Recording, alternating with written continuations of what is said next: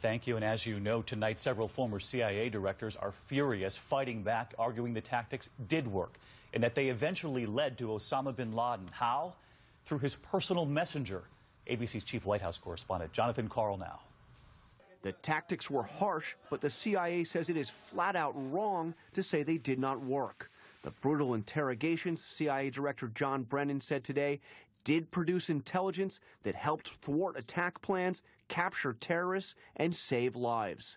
And in a fiery defense of the spy agency's honor, 3 former CIA directors and their deputies say in the Wall Street Journal the Senate report is a partisan attack on the agency that has done the most to protect America after the 9/11 attacks. They've even launched their own website, CIASavedLives.com. The report makes the CIA sound like a rogue agency, but the spy chiefs say the program was fully authorized by the Justice and the White House.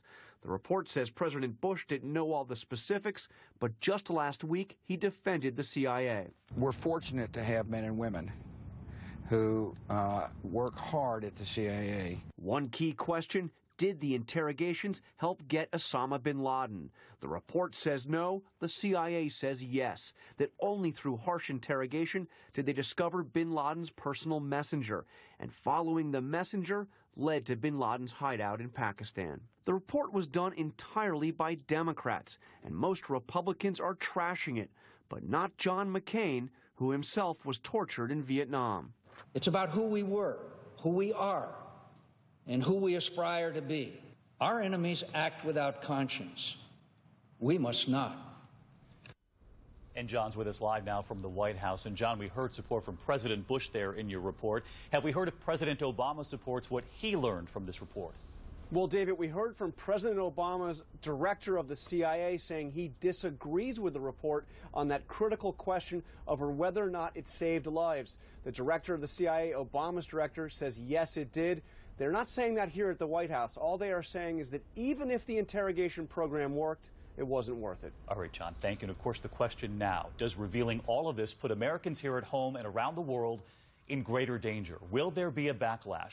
U.S. embassies and military warned, and tonight the president, one-on-one with our partners at Fusion.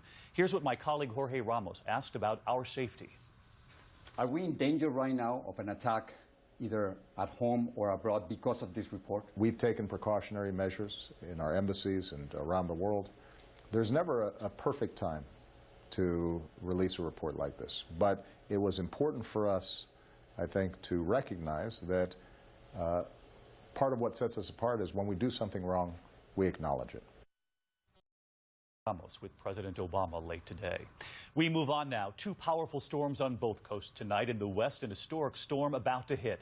In the east, a powerful nor'easter hitting right now, 36 million in the storm zone. Snow, freezing rain, high winds, a dangerous commute home this evening. In Delaware, the driver of an SUV plowing through floodwaters. Here